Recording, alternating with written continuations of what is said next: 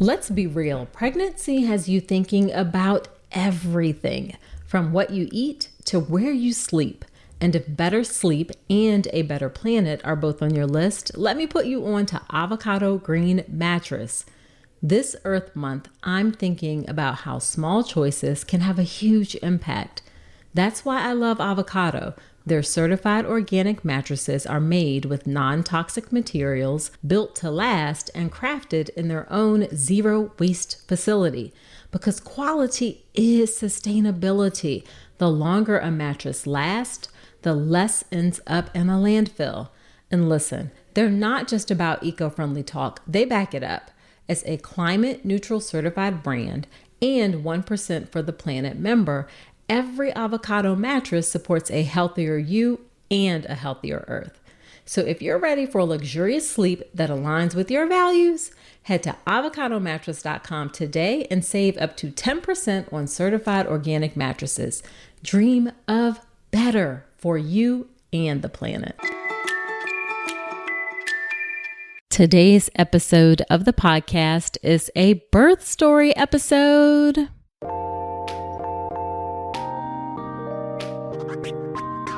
Welcome to the All About Pregnancy and Birth podcast. I'm your host, Dr. Nicole Calloway Rankins, a board-certified OBGYN physician, certified integrative health coach, and creator of the Birth Preparation Course, an online childbirth education class that will leave you feeling knowledgeable, prepared, confident, and empowered going into your birth.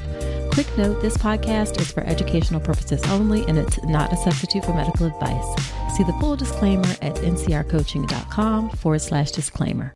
Well, hello there. Welcome to another episode of the All About Pregnancy and Birth podcast. This is episode number 58. Thank you for being here with me today. Well, today's episode is a birth story, and birth story episodes are some of my favorite because they give me a glimpse into birth in a way that I don't get when I'm practicing as an OBGYN. So I always love and appreciate women coming on to share their stories. And today, Savanna joins us to share her birth story. Savanna Perry is a dermatology physician assistant in Augusta, Georgia. She is passionate about the physician assistant career, and she loves to help others discover the potential of being a PA and actually turn that potential into a reality through the PA platform.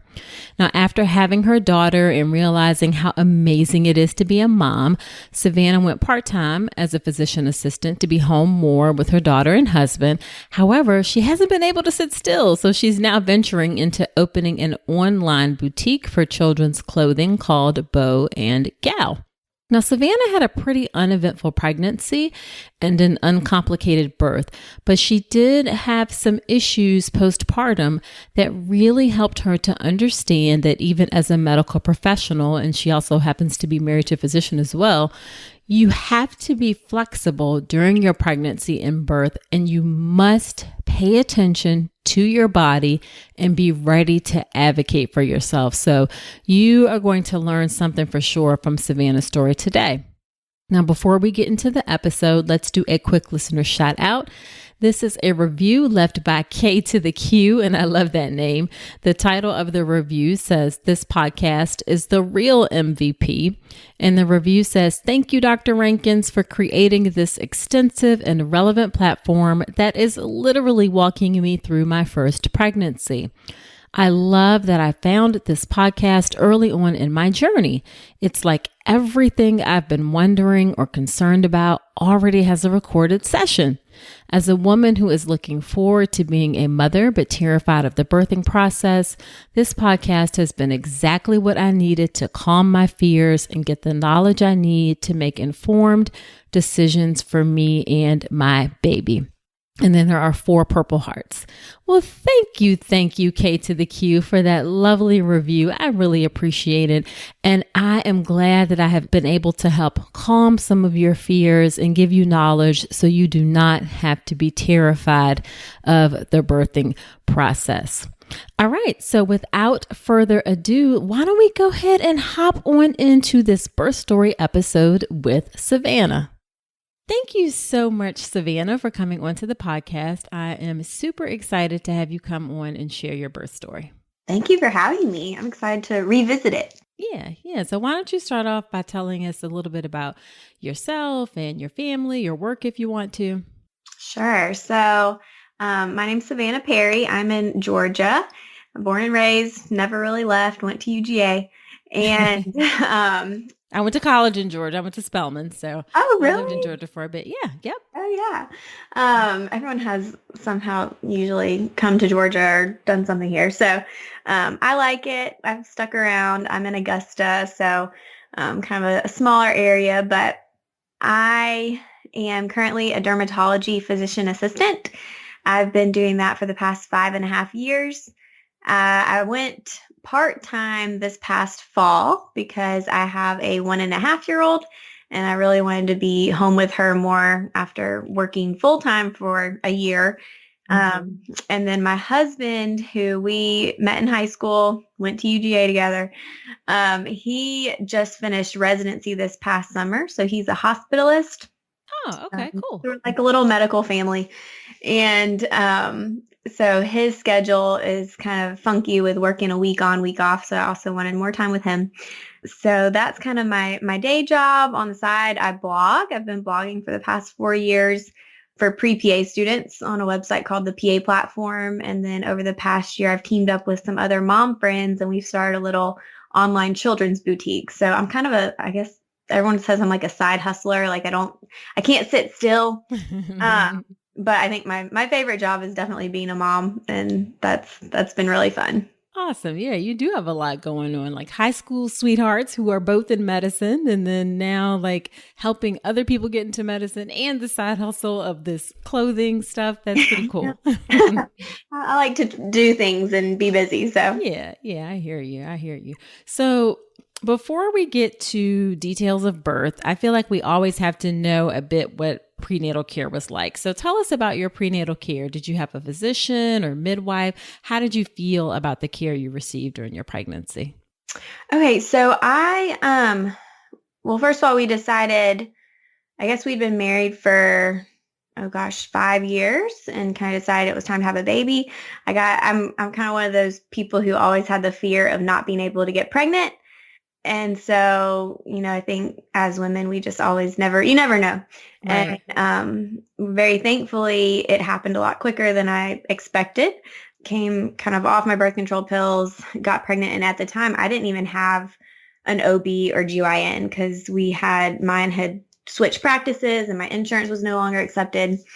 And so I decided since my husband was in residency, all of my prenatal care was free because that was covered under his residency as long as I went to that hospital, which was amazing. But I had to find someone. So I called and there were a few that I had, heard great things about. And I decided to go with one doctor because he had the closest opening. But I'd never seen a male OB before. And I was a little kind of apprehensive about that. But I ended up loving it and loving him. I mean, I think he is awesome. So I think as far as prenatal care, everything was pretty straightforward. I had a fairly what I would call easy pregnancy. I was tired the first trimester, which a lot of people are. I didn't have a ton of sickness. I think I threw up maybe 3 times my entire pregnancy. But towards the end, in kind of my third trimester, about when I hit 32 weeks, we went on a family vacation to the beach. And I'd had a little bit of swelling, but after that trip, and it was June, my swelling just got out of control. I mean, I was so swollen. My husband said I had Shrek feet. Oh. I mean, I was having to wear his shoes to work untied. Like it was bad. And so my swelling was kind of getting out of control, but I didn't have any other symptoms really. And I wasn't ever particularly uncomfortable, but I just had regular visits.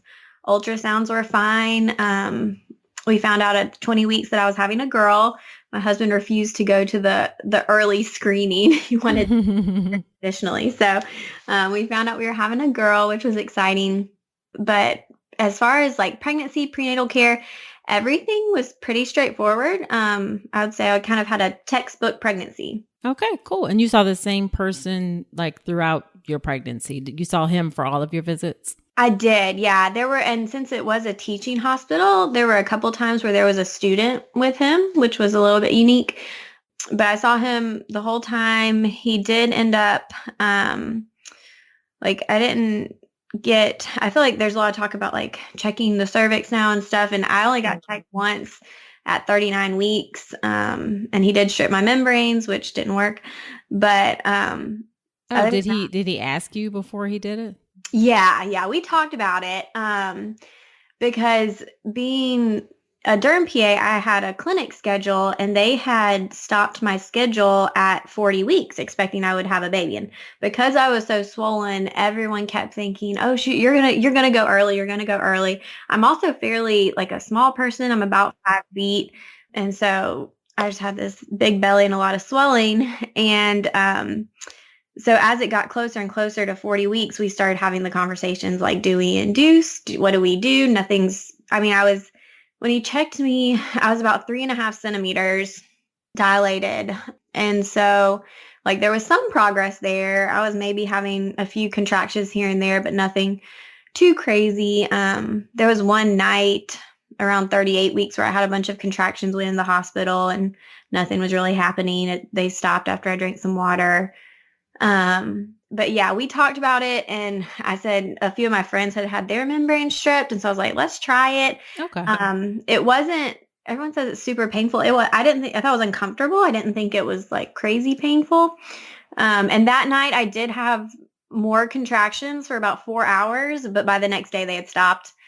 And again, nothing was happening. Gotcha. And we'll get to, I think you ultimately decided to be induced. I did. Mm-hmm. Yeah. So we'll get to that in just a second. So when you were thinking about your birth, was there anything that you wanted in particular, any particular wishes that you wanted for your experience? I'm a fairly laid back person. And so really my only thought was just with outcome, like healthy baby, healthy mom, whatever it's going to take to get that, I'm okay with. Part of me was kind of like, oh, it would be so cool to do a natural birth and not have an epidural. But I was also, I was very open to having an epidural and I ultimately did. Maybe I think if I had gone into labor on my own or progressed more on my own, that might have been different. But I was just kind of open to that. I was open to having a regular vaginal birth. I was also open to a C-section if necessary, but Gotcha. I wasn't necessarily wanting that. I think, so when I was in PA school, I had a rotation that was a month on OB/GYN. And we kind of had a record month of births. It was in October. And while I was there for 4 weeks, I saw 14 births. Yeah, they joked that about 9 months before there had been this big ice storm in Georgia. And it was crazy. So I saw a bunch of C-sections, a bunch of vaginal births, good experiences, bad experiences. And so I think seeing that made me more open to just kind of realizing that no birth is alike and it's always going to be different. And then also being in medicine, sometimes you can know too much. And so I kind of wanted to like trust my OB, trust that they were making the best decisions for me as much as possible, and just have conversations about making those decisions along the way. Gotcha. So did you read any books or do anything to prepare for your birth, or you kind of just trusted what your OB was saying and you felt like you could trust him? I trusted my OB, but I just talked to my mom friends. And I think I just have a lot of friends. I was one of the last ones of my friends to have a baby. And I feel like I had friends who had every different outcome. So I'd had friends who had gone into labor naturally and had natural births, ones who had gone into labor naturally and had epidurals, ones who had been induced and had vaginal births, ones who'd been induced and ended up with C-sections. I had all these different people that I could talk to about their own experiences. And of course, I was in the mom groups on Facebook, but I feel like in there you have to take some of that with a grain of salt. And so I liked hearing kind of the personal experiences from my friends. And that kind of prepared me for, there's a lot of different options here. There's a lot of different things that could happen. but there weren't any, I don't think I read any books or like watched any videos or anything particular. We didn't do childbirthing classes. With my husband's schedule, it just wasn't possible. And so we kind of talked Gotcha. about it, but we were just like, no, we'll go for it. And obviously you guys felt comfortable with that approach. Yeah. Yeah. Let's talk about something most pregnant women aren't getting enough of, omega-3 DHA. The recommendation is over 200 milligrams a day, but less than 5% of pregnant women in the U.S. meet that. That's one of the reasons I love Ritual's Essential Prenatal. It has 350 milligrams of vegan DHA plus other key nutrients like methylated folate and choline to support baby's neural tube development. As an OBGYN, I appreciate that Ritual goes beyond the basics. The formula is science-backed, third-party tested for heavy metals and microbes, and every ingredient is traceable. And the delayed release design, it's gentle on the stomach, something that really matters, especially if there's trouble with nausea during pregnancy. You deserve to know exactly what you're putting into your body, especially when it comes to prenatal multivitamins. And with Ritual's dedication to traceable science and sourcing, you always will. See for yourself with 25% off your first month at ritual.com/Dr. Nicole. Start Ritual or add Essential Prenatal to your subscription today. That's ritual.com/Dr. Nicole for 25% off your first month. So let's talk about what your labor and your birth was like. Okay. So I had to like think back and try to remember everything because you really do forget. But so I'd seen my doctor at 39 weeks. My due date was on the following Tuesday. I think that was like a Thursday. And that's when we had the conversation about, do we just keep waiting or do we induce? Because I was not very excited about sitting at home without a baby because my maternity leave was starting that following week. Right. And we have terrible maternity leave policies in our country, but that's another discussion for another day. That is a whole nother discussion. Yes. And I may get into a little bit of that just because I planned to take, the way it worked out, because I was doing June, I'd planned to take 11 weeks off, come back the week of Labor Day. So it would be like a short week with just a couple days and then start back full time the next week. And then they'd come up with some issues at work where some people were saying I could do that. Some people were saying I needed to come back earlier, and we had to kind of clarify all of that. But essentially it had to start that Monday. I mean, I offered to come in and just answer phones since I couldn't see patients, and they were like, no, you need to go on leave. So we talked about it, my husband and I, and my doctor, he had told us, just text me when you make a decision, let me know. And so we texted him and said, I think we want to move forward with getting induced. What does that look like? And he told us to come to the hospital Tuesday morning. I think we had to be there at like 5 a.m. And so it would have been nice to go into labor on my own, but it was kind of also nice to have that deadline because the day before my husband was able to take off, and we just enjoyed each other, and kind of knowing that was like the last day of just us was really cool. So we just went shopping, we got things ready, we went out to eat, and kind of had that nice time together. And so we are very lucky to have both of our families in town with us. And so they were able to kind of come to the hospital with me. So Tuesday, we all go to the hospital early in the morning. They get me all hooked up to things. So IV stuff and monitors and all that. And I guess the first thing they did was start some Pitocin. Because you were already 3 centimeters dilated. Yeah. So. And I think by then I was 4. Like, I mean, I was dilated and I was kind of going. So they started the Pitocin. I started to get contractions fairly quickly. Like they were getting pretty steady. After about an hour, I'd reached the point where, I couldn't talk through them. I was, when a contraction came, everyone in the room knew because I would get this look on my face and just kind of have to breathe and get through it. And that's when they said, all right, if you're going to do an epidural, now's the time.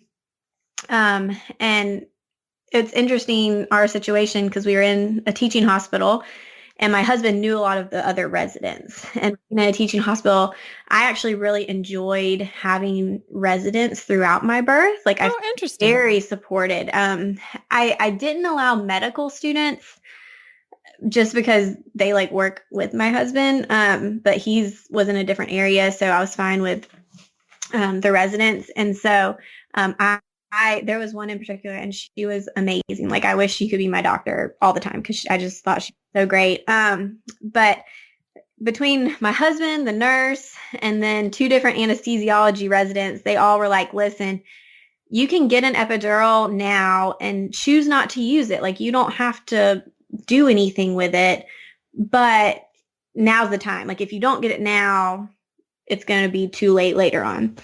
And so I kind of took their counsel and I was fine with it. So I got one. My epidural experience was fine. Like, it really didn't hurt. The only weird thing was right after I got it, I had this intense itching all over for about 2 minutes, which was bizarre. And they said that was part of, I guess, what they initially put in. And I know like some people's, I guess, don't work well or are too strong or whatever, but mine, I could still move my legs fully. I just couldn't feel everything that strongly. And so that's the perfect epidural. It was perfect. I thought it was great. Yeah. And so, and the resident was the one who did it, and he had an attending watching. But yeah, so I got my epidural, was feeling good. About 30 minutes after I got my epidural, the nurse came in fairly quickly, and I could tell something was kind of off. The monitor sounded a little strange, and instantly she had these little walkie-talkie things. She got her walkie-talkie, and within 1 minute, there were 4 residents and an attending in my room. What did that feel like for you? Like, I was like, what the heck? Like, yeah, I was like, something's happening. Like, I need to stay calm. And it was around lunchtime at that point because my mom and mother-in-law had been hanging out in there with me in the room. My husband was in there, and they had all just gotten their lunch, which of course I wasn't allowed to eat. And so they're all eating, and I looked at my husband. I said, "Can you clear the room?" And so he asked our moms to step out. So it was just me and him and all the residents.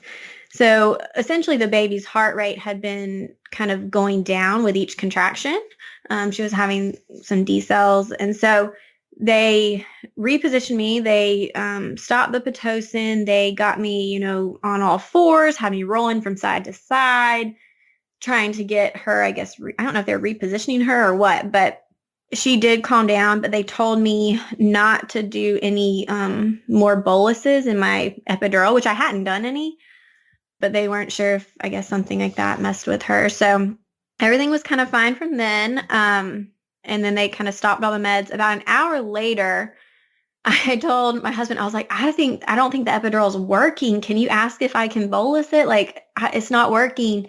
And the nurse came in and checked me, and she goes, you're at 10 centimeters. Like, time.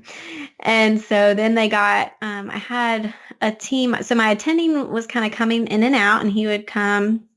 And then I had 2 to 3 residents in the room at a time. And they were like the best coaches ever. They were awesome because they would be like, try this, like pull on this washcloth when you push. And so I started pushing. By then it was probably around like 3 or 4 o'clock. And so, so from the time things started to when you were pushing was how many hours? So I got there at 5. They had broken my water at 1.2. Okay. Like right after the epidural or before, I don't even remember. But so I got there, they gave me Pitocin. I think then they broke my water. I got the epidural once contractions got worse. Baby had heart rate stuff happening. And then, so they stopped stuff. I became dilated to 10 centimeters, and then I started pushing. Okay, so not even 12 hours? Then? Oh, no. Yeah, it went very quick. Like, they said I went from 4 to 10, because they had checked me again. They said I went from 4 to 10 in, like, almost an hour. Like it went really quickly. Right. And so they were kind of surprised, I think. But yeah, so it was time to push. And I mean, I was trying, I was pushing. My doctor, my OB, his shift ended at 5. It's kind of interesting. His wife is also an OB at the same hospital. Oh, okay. And she was taking over after him. And I had seen her for something at one point, but essentially he came in at 5 and was like, listen, I have to go pick up my 3 boys, but my wife's going to take over. You're in great hands. And I was like, okay, that's great. As long as somebody's with me. So she came in, a little kind of after 5. We pushed some more, and it wasn't particularly painful. They said they could like see her head and everything. But around 6:30, it was evident that I was tired from pushing for about 3 hours. And so the doctor said, at 6:45, she said, I want you to give me everything you've got for the next 15 minutes. And if we can't get her out, she's tired, you're tired, I think we need to go do a C-section. And I just looked at her and I was like, okay. And I think she was surprised. Like, I think she expected me to push back or like have questions or something. But I mean, I was tired. Like I really was. And so I did that. We pushed. She was trying to rip things open and all kinds of stuff and get that baby out, but she wasn't coming. So they said I was swelling a lot by then too, just from the pressure. Yeah. So we headed to the OR. Oh, did they talk about forceps or a vacuum at all? I don't think she was even, I don't think she was even close to far enough out for that. I think she was kind of doing the turtle thing where like head would come out and then like pop back in. And so we went it was 7:00. We rolled to the OR and they kind of got me, strapped to the table and everything. And I guess, so I kept asking questions, and I don't know if it was because I was nervous or tired or the drugs they were giving me or what, but I kept talking to her, like the OB was doing it and the residents. And she was like, no one has ever talked to me or asked me this many questions while I'm doing this. And again, I think that comes with like knowing too much. Like once they started talking about like boggy uterus, I was like, oh no. But anyway, so whatever they, I guess, give you to paralyze you or whatever, the anesthesia, that did mess with me. And I started feeling like I needed to vomit, which I hadn't eaten all day. So there was nothing in there for me to throw up. But the anesthesia resident who was monitoring me was really great. He held a bag next to my head and let me just kind of dry heave into it. I got really cold and was shivering. And so they would keep putting blankets on me. It was a little, I guess it was a strange sensation where I couldn't always feel things that much. And I started a little bit anxious. Like, I can't feel anything. Like, this is weird. And so he would kind of pinch my arms and I would barely feel it. And he would say, do you feel this? Do you feel this? And I was like, yeah, I feel it. Well, afterwards I had bruises all up and down my arms. Like he was pinching the heck out of me and I could barely feel it. Oh, so yeah, your anesthetic must have been a little bit high, your level. It been a little strong because I was, it was a really weird feeling. But they did the C-section. When she came out, I think by that point I was just delirious a little bit, but she didn't cry right away. And so they took her and had to kind of rub her a little bit, and then she started crying. But my husband tells me that I said, there's a baby? I had a baby? And they were like, yeah. And I was like, that's my baby? Like, they're like, yes, you just had a baby. Correct. And so he came to me and told me she was okay. And then I think the OB at one point said like, oh, this will look so nice when we do it again, as she was stitching me up. And I said, nope, which I take back now, but my husband's still holding it over my head. And so at that point, my husband came and he said, they want to take her and look at her. Do you want me to stay with you or go with her? And I said, go with her. Like, leave me, go with the baby. And so they were stitching me up. And I remember asking the anesthesiologist, I would say, I'm so tired. Can I go to sleep? Will I wake up? Will I wake up? And he was like, yes, you can go to sleep. You'll wake up. So as they were kind of finishing up, and I think I was bleeding a good bit and kind of not, my uterus wasn't like firming up the way it should. So they had to give me some extra medicines. But I fell asleep and woke up in the recovery room. It was about 9:30, kind of when they got me in there, and I got kind of woken back up. And that's when I got to meet my baby, which my husband didn't want to give her to me. Which was funny because he's very like apprehensive about having kids anyway. But like, Right. I found out later, like he wouldn't let any of the grandparents hold her. And then I was like, can I hold her? And he's like, yes, but be very careful. Be very careful. I was like, okay, like I will. That's my baby. Her mother. So he went into like protective dad mode instantly. Like the meaning of love at first sight, like that was them. And so anyway, but yeah, I got to hold her and love her. Awesome. So then, were you in the hospital for 2 or 3 days? How was that afterwards? Yeah. So I went in on a Tuesday and I think I got discharged on Friday. It was good. I will say that first night, the room they put us in, I guess they didn't know, but the air conditioning didn't work. Ooh. And it was the middle of June in Georgia. And so, I was thinking I'm sweating because of hormones. I just had a baby. Like, that's probably why I'm so hot. But then my husband was like, no, it's really hot in here. And so we called maintenance a lot. We were calling the nurses a lot. And they got us moved to a different room. But that was like a little hiccup. But I felt really well supported. The nurses were wonderful. They came in, they were helping me, learn how to breastfeed and just kind of walking me through the steps of being a new mom and having a baby. But it really is crazy how much of that just kind of comes to you. And you do just know how to love the baby. So yeah, we were there. By the second day, I got, I was pretty sore.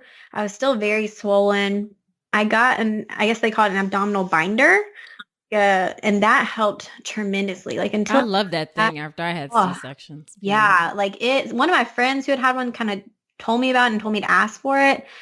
Before then I was like hunched over like an old woman walking around. But as soon as I got that, it just kind of made my organs go into the right spots and gave me some support that my ab muscles couldn't do at the time. So that was, life-changing. And then my mom helped me take a shower, which it's like I have a new baby and she's still taking care of her baby. But she helped, and that just made me feel like a new person. But I was feeling great, honestly. Like I really didn't take any pain medicine past the first 24 hours. Pain medicine makes me feel wonky. And so I stuck to just Advil and Tylenol and just did those. I was excited to eat again after not being able to eat for a while. But yeah, it was great. And so we stayed there just until kind of everything had settled down. I don't know. I guess since it was my first one, they wanted to keep me at least 2 nights to make sure everything was good. And then went home. We went home Friday. By Saturday, I know not everyone does this, but like we went out to eat for Mexican for lunch. Oh, wow. And you took the baby with you? We did. Yeah. Lord have mercy, Savanna. She stayed in her carrier, all covered up. But we went. And then the next Tuesday, I went to Bible study. I drove myself to Bible study. I didn't have any driving restrictions because I wasn't on pain medicine. And they were all like, why are you here? Right. But my husband had the baby and I was feeling good. Right. You're like, I'm trying to get my word in. So yeah, like I'm doing great, y'all. And so they were all like, this is not normal. You should be like in pain or doing something. I was like, no, I'm good. And so I kind of, we just fell into this new normal of, it felt like the baby had been there forever and, we were doing good. And so afterbirth was great. Okay. So then, a little while.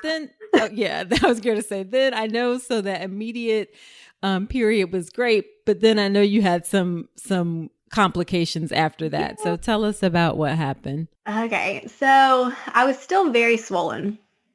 which everyone said, one day you're going to wake up and it's just going to be gone. It's going to go away. So I was kind of holding on to that. And so it was exactly 2 weeks after my C-section, the week of July 4th. And it was a Tuesday, and I'd been feeling a little off, like maybe like I had a cold or something, which of course I'm like, I don't want to get the baby sick. And I was also feeling like maybe this is just exhaustion setting in. Haven't been sleeping as much as normal. That's what this is. But I woke up on Tuesday just really not feeling good. I called my husband because he'd already gone to work at the hospital, and I said, I just don't feel great. I feel like I have shortness of breath. Like I couldn't walk up the stairs and catch my breath. So that was like a little bit alarming. I felt like I couldn't take a deep breath. And so he was like, okay, we'll just lay low today. When I get home in a few hours, I'll check you and just make sure everything's fine. But by that afternoon, I had developed a fever. And so I just felt awful. Like that day, I couldn't get off the couch. I couldn't, I couldn't like watch TV. I couldn't look at my phone. I just sat there with the baby kind of in her little boppy next to me, and I would feed her when needed. And then she would sleep and I would sleep. Right. Oh, were you breastfeeding? I was. Okay. And so, so I called him back. I think it was like 3:00, and I said, I have a fever. And I was like sobbing because I was freaking out that I was going to pass something to my baby. And he was like, listen, you had surgery 2 weeks ago. This doesn't sound normal. You need to come into the ER. And so I called my parents, luckily, and that they were able to come. And they came. My dad stayed at home with the baby. My mom took me to the hospital, and I did not leave for 4 days. So that was unexpected. But I got there, and my blood pressure was crazy. It was, and I didn't even think to check that at home. Like that wasn't even on my radar. Right. But my blood pressure, I think it was like 190 over 97. Like it was not good. Which my baseline before I got pregnant was like, and even now is like 100 over 60. Like it's really low usually. And so that's probably part of why I felt awful. So when I first went to check in at the ER, they're like, you probably just have a cold. And I was like, I don't think so. And so then they sent me up to the GYN floor because they actually have their own kind of separate emergency area for OB patients, which is cool. So they admitted me, started doing all kinds of tests. My concerns at the time were like, do I have a pulmonary embolism? Do I have, endocarditis or cardiomyopathy? Like something's not right. And so So your medical brain was kicking in. It's like, yes. Blood clot, what's going on with my heart? Like what's going on? Yeah, like something's not working. And so they checked my veins in my legs for clots, didn't see anything. They did a CT, didn't see anything. My husband was actually on cardiology, so he came with his team and they did an echo, and my heart looked fine. And so ultimately, everything was working fine. I was just still very swollen and having these blood pressure issues. And so they were basically called it postpartum preeclampsia. And my OB said it. They see it, once or twice a month. And he was like, I'm so glad you came in. Like if you hadn't, we probably would have found you seizing at home. And that's why, I think it's hard sometimes for us to listen to our bodies, and like, it's better to get checked out than to not. And so even though I didn't want to go in, it was a good thing. So at that point, it was a little difficult because usually the treatment for preeclampsia is delivering the baby, which I had already done. And so they gave me Lasix at night, and I overnight lost 10 pounds of fluid. The before and after pictures are amazing. Like I bet. And for guys, Lasix is what's called a diuretic medicine. It just makes you pee like crazy. Oh yeah, they're having me monitor. It was like liters and liters. It was crazy. But I felt so much better just having that off. But my blood pressure was still high. So they decided to give me magnesium for 24 hours. And if anyone has ever had magnesium, I feel for you. And I can't even imagine having it pregnant because it was miserable. I mean, it basically, from how it was explained to me, is like the ultimate muscle relaxant.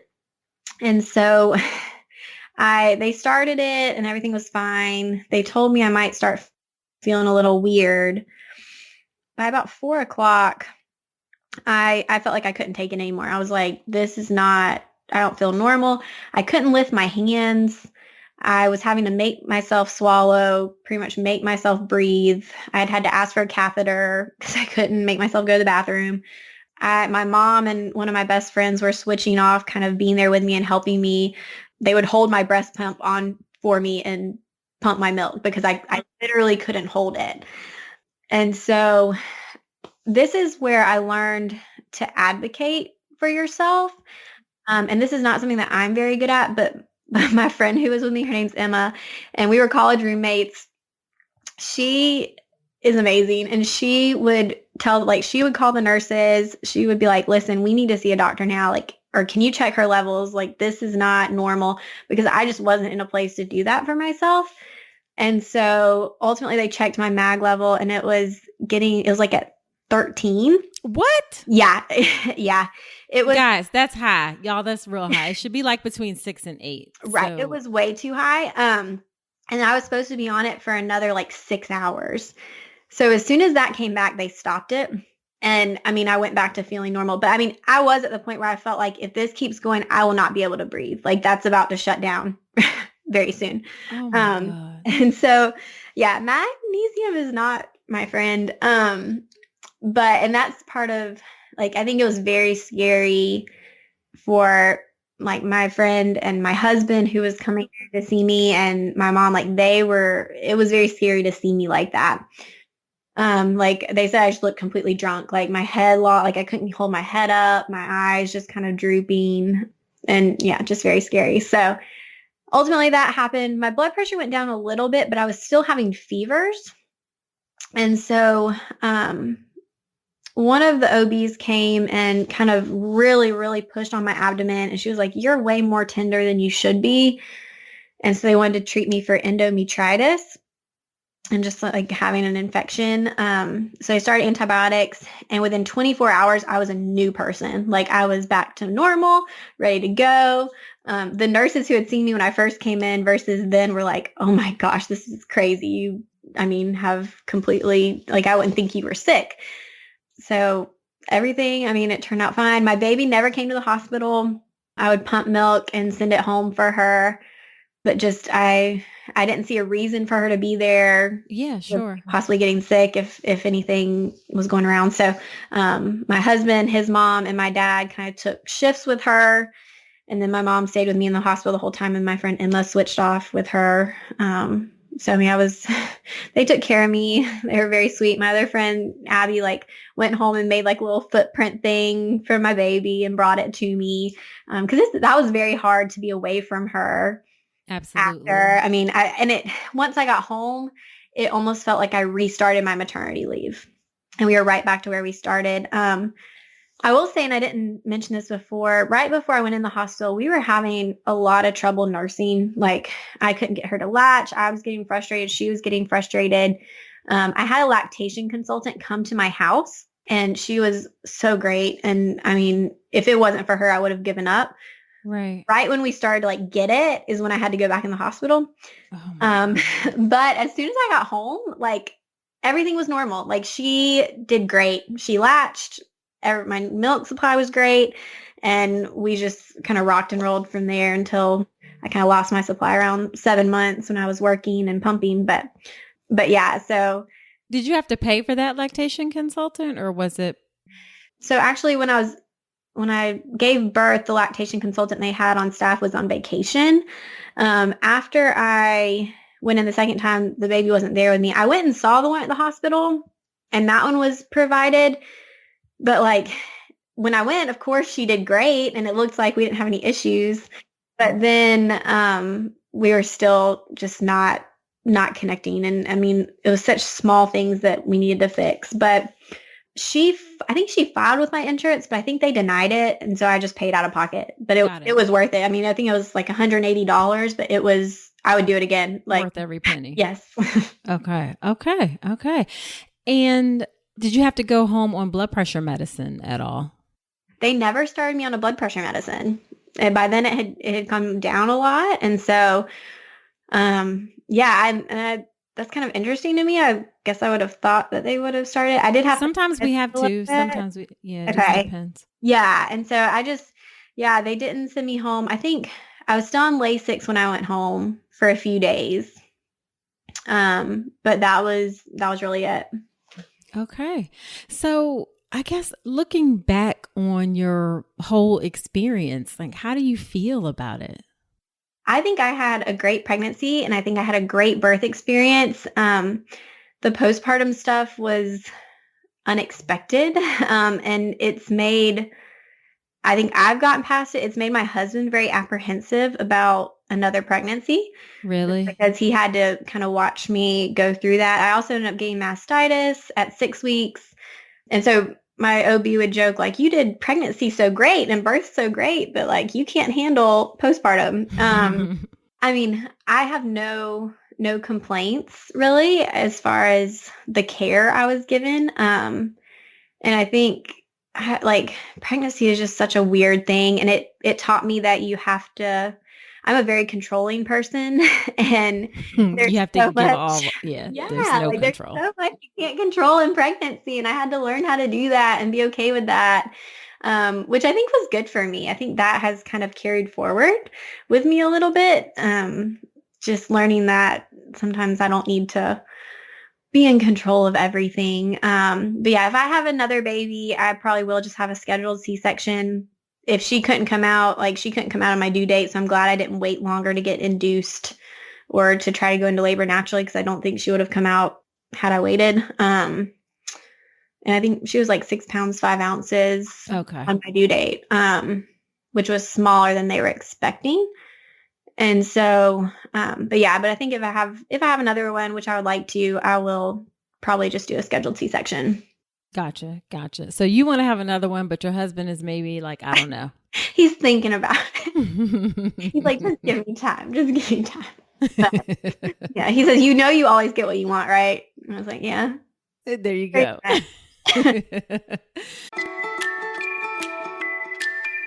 Finding something to wear during pregnancy shouldn't feel frustrating. And with Armoire, it's actually fun.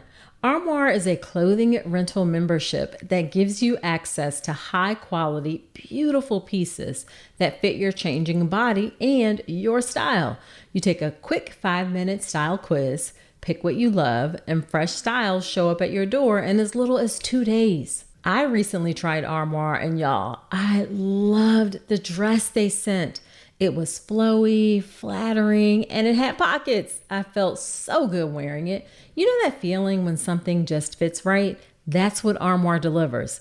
And for you, Armoire is the answer to feeling cute and confident in maternity clothes without spending a fortune. No more clutter, no more wasting money on clothes that won't fit in a month. Just stylish, feel-good options on your terms. Right now, my listeners can give Armoire a try and get up to 50% off their first month. That's up to $125 off. Just visit armoire.style/Dr. Nicole. That's armoire.style, ARMOIRE.style/Dr. Nicole to get up to 50% off your first month and never worry about what to wear again. Try Armoire today. So just to wrap up, if you had to think about like one most important piece of advice that you would give to other women as they get ready for their birth and getting ready to become a mom, what would that piece of advice be? I think just watching myself go through pregnancy and birth and watching a lot of my friends, I think it's so valuable to research and know your options, but also be flexible and make sure you have a team of people that you do trust, whether that's your OB or midwife or doula or whoever who can kind of help to guide you. And just know that there's so many unexpected things in pregnancy and birth and postpartum, that you have to be an advocate for yourself and your health, but also just really kind of trusting those people to help you along the way. I think it can be hard when people are very want something so badly to go a certain way. And this is just not a situation where that always happens. And then I've just seen that in a lot of friends lead to frustration and kind of sadness when this is like such a happy time. And I mean, I was just so happy to hold my baby no matter if I had, stitches in my belly or not. It didn't matter to me because she was there and she was healthy and happy, and I was too. Gotcha. Yeah, I'm still like, I can't get over your magnesium level. Like, I'm just I know, I don't know what would have happened if they didn't stop it, honestly. Right. And I kind of almost wish my family had taken a video of me so I could see, because I remember how it was, but I mean, it kind of was shocking. And I guess I thought they like monitored that regularly, or I don't know.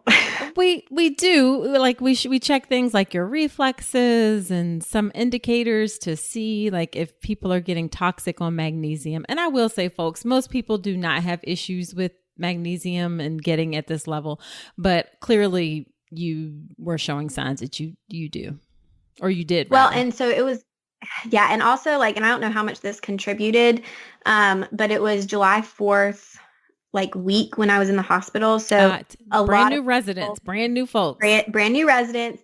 They initially sent in a med student to check my reflexes after I'd been on the magnesium for a while. And he was like, "Can you just swing your legs over the side of the bed so I can check your reflexes?" And I mean, the look I gave him, it was a death stare. I was like stop no. it. Right. I was like, no, I cannot. And my friend Emma was like, "Can you please go get the attending? I'm so sorry." But and so he tried to kind of check my reflexes with my legs flat on the bed. And I was like, I don't think you've ever, I think this is your first time touching a real patient. Right. And so again, just advocating, asking things. But they also, because of the July 4th holiday, were doing a lot of inductions and scheduled C-sections. So the hospital was at capacity. So I think a lot of those things kind of played into it, but yeah, my level, they were pretty ridiculous, honestly. Yes. Yeah. That is pretty high. So, but it was crazy when they turned it off and I just went completely back to normal. I mean, that was very weird. Yeah, I bet. I can see why your husband probably has some reservations if he saw how you were. So yeah, he was not happy with it.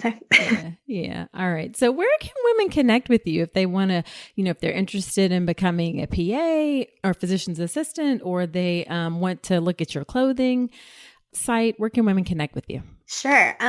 So my PA stuff is thePAplatform.com. And on my Instagram, I post a good bit about family stuff and my baby stuff and being a working mom and all that. So, oh, sure. What's your Instagram? It's at the PA Platform. Okay. And we'll link to that in the show notes, of course, all of this stuff. Follow me there. And then if you want to see our baby clothes, it's so much fun and has given us this creative outlet, which is awesome. It's at bowandgal.com. So BEAU and gal.com. And we have a Facebook group and stuff. Just it's fun to dress babies. More fun than dressing myself. So, all right. Well, thank you so much, Savanna, for coming on and sharing your story. I really appreciate it. Thank you so much. Well, all right. Wasn't that a great story? I'd love to hear what you think about the episode in the Facebook group. I have a free Facebook group for those of you who don't know. It's called All About Pregnancy and Birth. It's a great place for us to connect after the episode and continue the conversation. You can search for it on Facebook, All About Pregnancy and Birth. And of course, I'll link to it in the show notes. And it's just a great place to connect with me and my community manager, Keisha, who's a doula. And then really the best part is the women in the group. So definitely check that group out. All right. After every episode, I do something called Nicole's Notes, where I do my top 3 or 4 takeaways from the interview. So let's get into Nicole's notes from this birth story episode with Savanna. All right. Number 1, And this is a bit more of a rant, but the way our maternity leave system in this country works is just embarrassing. It's a shame that Savanna had to go ahead and schedule her induction because she didn't want to lose any days of her maternity leave, while waiting to deliver. We just have awful maternity leave policies in this country, and they are so much worse when you compare it to countries that have similar resources. We really should be embarrassed by the way we treat women and parents really after birth. And this is one of the reasons why I try to remain active in politics, in the sense that I advocate for reproductive rights and health issues at the local, state, and federal level, because it's really going to take policy changes at those levels in order to improve maternity care in this country. So that's just my little bit of a plug to pay attention to things that happen for women's reproductive rights and making sure that we advocate for the things that women need. And extended maternity care that's paid leave, or extended maternity leave rather, that's paid leave, should be something that we should all work towards for sure. Okay, that's the end of my rant on that. All right, my second takeaway is, again, the importance of just listening to your body and going in if something is wrong. One of the things that has gotten a lot of buzz in the news and a lot of coverage, and it should be, is maternal mortality and how that is rising in the U.S. and how there are significant racial disparities, and Black women have a maternal mortality rate that is 3 to 4 times that of white women. And one of the things that people don't necessarily know is that a full 60% of maternal mortality actually happens after birth. And that's just not something that a lot of people realize, that a lot of this maternal mortality actually happens after birth. So I want you to go to ncrcoaching.com/warning signs, and you can grab a free guide that you can download, warning signs to look out for after birth, just to make sure you know what to be on the lookout for, what you need to call for. So grab that free guide, ncrcoaching.com/warning signs, and I'll link that up in the show notes as well. And then the third takeaway from this episode is Savanna talked about how she was in a teaching hospital and she was there in the early part of July. And that is a time when there are new medical students, there are new resident physicians, and I'll be honest, there's kind of mixed research on whether or not that has an impact on the quality of care that people receive. Some studies show that rates of things like medication errors go up or surgical errors go up. Some studies show that there hasn't been a difference. So I'm saying that to be honest and say, of course, you need to advocate for yourself all the time, but sometimes in situations when you're in a teaching hospital, you may need to advocate for yourself a little bit harder, to ask for someone who has more experience if you feel like the person that you're talking to, the student, the resident, isn't giving you what you need, or you have some concerns about the care that you are receiving. All residents and medical students are always supervised by what's called an attending physician. So an attending physician is someone who's completed their training and they're able to practice on their own. So if you are ever in a teaching hospital and you have medical students, you have residents, of course, I say, if you can help them to learn and be better doctors, please do so, because we all have to learn. I'm not saying for you to be a guinea pig or anything like that, but if you can participate in medical education and helping people learn, great. But if you have some concerns, then for sure, ask for a more senior individual. And I have another resource you can download if you happen to be in a teaching hospital. That's ncrcoaching.com/med-students. And that just gives you a list of questions you can ask about how medical students and residents will be involved in your care during your birth. So you can grab that free downloadable guide as well. All right, so that is it for this episode of the podcast. Be sure to subscribe to the podcast in Spotify, Apple Podcast, wherever you listen to it. And if you feel so inclined, please leave me a review in Apple Podcast in particular. Number one, I love reading reviews. Love hearing what you think about the show. It always just warms my heart and gives me the energy I need to just keep making this podcast. And it also helps other women to find the show and helps the show to grow. So leave me that review in Apple Podcast if you don't mind. I appreciate it. And then, of course, I'll leave you a shout out on a future episode. Also, if you want to share your birth story on the podcast, I'm definitely looking for more women to share their birth story. The only requirement is that your birth has to be in a hospital. So you can go to ncrcoaching.com/birth story and fill out the form, because I would love to have you come on and share your birth story on the podcast. Now, next week on the podcast, I'm kind of answering sort of a hodgepodge of questions that I get that aren't long enough for a complete episode. They require sort of short answers. So I'm going to put a few of those together in the episode next week. So come on back next week. And until then, I wish you a healthy and happy pregnancy and birth. Today's episode is brought to you by Women's Wellness Coaching by Dr. Nicole Calloway Rankins. Head to ncrcoaching.com to check out my free 1-hour mini course on how to make your birth plan, as well as my comprehensive online childbirth education class, the Birth Preparation Course. With over 8 hours of content and a private course community, the Birth Preparation Course will leave you knowledgeable, prepared, confident, and empowered going into your birth. Head to ncrcoaching.com to learn more.